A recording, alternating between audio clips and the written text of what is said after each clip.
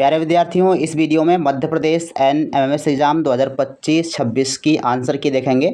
इस वीडियो में सामाजिक विज्ञान के प्रश्नों के आंसर की आप सभी के लिए लेकर आए हैं। आप सभी लोग पेपर को मैच कर लीजिए। 36 नंबर जो प्रश्न है, इसका आंसर क्या हो जाएगा? भारत का नाम किस जनजाति से निकला है? तो ये बच्चों सही आंसर हो जाएगा भरत जनजाति। इसमें आपका बी ऑप्शन सही आंसर हो जाएगा। अगला प्रश्न है 37 नंबर, पृथ्वी पर कौन सा महाद्वीप सबसे बड़ा है? तो ये सबसे बड़ा महाद्वीप है आपका एशिया। 37 का सी ऑप्शन सही आंसर हो जाएगा। 38 नंबर प्रश्न है, प्राचीन तक्षशिला विश्वविद्यालय कहाँ पर स्थित है? तो इसका सही आंसर हो जाएगा ऑप्शन नंबर डी, नेपाल में स्थित है। 39 नंबर जो प्रश्न है, भारत में लोकतंत्र का अर्थ क्या है? तो अर्थ है बच्चों जनता के द्वारा जनता का शासन। तो 39 का सही आंसर ऑप्शन नंबर डी हो जाएगा। 40 है, भारत किस महाद्वीप में स्थित है? तो ये एशिया महाद्वीप में स्थित है। पहला ऑप्शन सही आंसर हो जाएगा। 41 नंबर प्रश्न है, निम्नलिखित में से कौन सा नागरिक का अधिकार है? तो नागरिकों के लिए अधिकार कौन सा है? कर वसूलना? नहीं।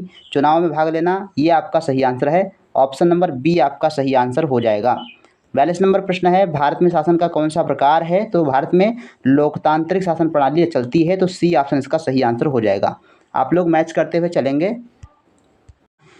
43 नंबर बच्चों प्रश्न पूछा गया था कि भारत में कानून कौन बनाता है? तो भारत में कानून बनाने का काम करता है संसद। इसमें पहला ऑप्शन सही आंसर हो जाएगा। 44 नंबर प्रश्न है, आज आदि मानव अपने भोजन की तलाश कहाँ जाता था तलाश के लिए? तो जंगल और नदी के किनारों पर जाता था। पहला ऑप्शन आपका सही आंसर इसमें हो जाएगा।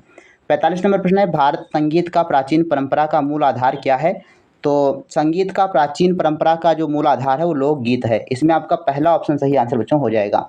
46 नंबर प्रश्न है, प्राकृतिक संसाधनों का उदाहरण निम्नलिखित में से कौन सा है?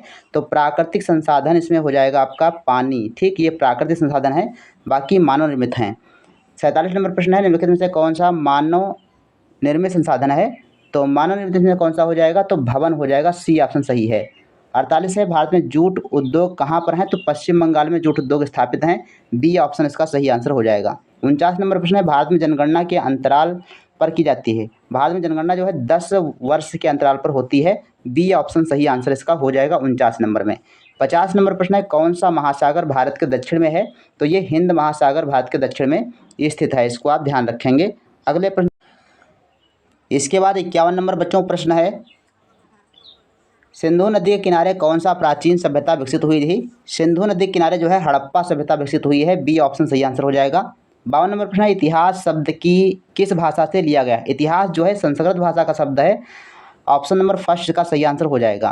53 नंबर प्रश्न है, नालंदा और तक्षशिला किसके लिए प्रसिद्ध थे? तो नालंदा और तक्षशिला ये हैं शिक्षा के लिए प्रसिद्ध हैं। ऑप्शन नंबर बी आपका सही आंसर है। 54 है, भारत की शास्त्रीय भाषा कौन सी है? तो इसमें बच्चों आपका पहला ऑप्शन सही होगा संस्कृत। हालांकि जो आपकी तमिल है ये भी शास्त्रीय भाषा है। तो मुझे लगता है दोनों ऑप्शन सही यहाँ पर हैं, संस्कृत और तमिल। लेकिन आपको जो है शास्त्रीय भाषा के रूप में संस्कृत को लगाना है, ये शास्त्रों की भाषा है। 55 नंबर प्रश्न है, प्राचीन भारत की मौखिक ज्ञान परंपरा का मुख्य आधार क्या था? तो इसका बच्चों सही आंसर हो जाएगा ऑप्शन नंबर बी, वेद और उपनिषद। 56 नंबर प्रश्न है, झूम खेती मुख्यतः कहाँ पाई जाती है? तो झूम खेती जो है मुख्यतः घने वन क्षेत्रों में होते हैं। इसका सी ऑप्शन सही होगा, ऑप्शन नंबर सी। 57 नंबर प्रश्न है, लघु उद्योग का उदाहरण कौन सा है? लघु उद्योग का उदाहरण कौन सा हो जाएगा? तो इसमें कपड़ा बुनाई होगा। सी ऑप्शन आपका सही आंसर हो जाएगा क्वेश्चन नंबर 57 में। इसके बाद बच्चों क्वेश्चन नंबर 58 है, खाद्य फसल कौन सी है? तो इसमें खाद्य फसल कौन सी हो जाएगी? आपका सही आंसर है ऑप्शन नंबर डी, चावल आपका जो है खाद्य फसल है। 59 नंबर प्रश्न है, आईटी उद्योग किस प्रकार का उद्योग है? तो आईटी उद्योग जो है आपका तृतीयक उद्योग के अंतर्गत आएगा। आईटी सेक्टर जो है आपका तृतीयक उद्योग में आएगा। सी ऑप्शन आपका सही आंसर हो जाएगा।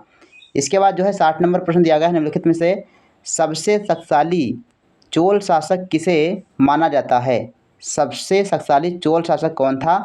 तो चोल शासक में एक ही दिया गया है, राजराज प्रथम। तो सी ऑप्शन आपका सही आंसर हो जाएगा। 61 नंबर प्रश्न है, कृषि का अर्थ क्या है? तो कृषि का अर्थ है भूमि की जुताई और फसल उत्पादन। डी ऑप्शन सही हो जाएगा। 62 नंबर है, किस मृदा को कृषि के लिए सर्वश्रेष्ठ माना जाता है? तो ये हो जाएगा आपका जलोढ़ मृदा। बी ऑप्शन आपका सही आंसर है। 63 नंबर प्रश्न है, कौन सा जल स्रोत है? कौन सा जल का स्रोत है? नदियाँ, झीलें, भूजल, ये सभी हो जाएगा। डी ऑप्शन सही है। 64 है, निम्नलिखित में से गैर नवीकरणीय संसाधन कौन सा है? गैर नवीकरणीय संसाधन कौन सा हो जाएगा? इसमें आपका है खनिज तेल, सी ऑप्शन इसका सही आंसर हो जाएगा। इसके बाद 65 नंबर प्रश्न पूछा गया था कि स्वस्थ जीवन के लिए क्या लक्षण होते हैं। तो तनाव मुक्त रहना स्वस्थ जो है जीवन के लक्षण हैं। 66 नंबर प्रश्न है, इतिहास अतीत के बारे में जानकारी पाने वाले किनका उपयोग करते हैं। तो ये पांडुलिपि और पुरानी किताबों का प्रयोग करते हैं। अच्छा, इसमें आपका सभी सही हो जाएगा, डी ऑप्शन इसका सही है। अभिलेख, पुरातत्व, पांडुलिपियाँ सभी प्रयोग करते हैं, तो डी ऑप्शन इसका सही होगा 66 नंबर में। 67 नंबर प्रश्न है, भारतीय सांस्कृतिक विरासत का प्रमुख अंग कौन सा है। तो ये साहित्य, कला और संगीत, पहला ऑप्शन इसका सही आंसर हो जाएगा। इसके बाद 68 नंबर प्रश्न, वेदों की भाषा कौन सी है। तो वेद जो है संस्कृत भाषा में लिखे गए हैं, इसमें आपका सी ऑप्शन सही है। 69 है, भारत में नागरिकों को मतदान का अधिकार किस उम्र में मिलता है। तो 18 वर्ष की उम्र में, बी ऑप्शन सही है। 70 नंबर प्रश्न है, मगध साम्राज्य वर्तमान भारत में कहाँ पर है। तो ये आपका बिहार राज्य में पड़ता है।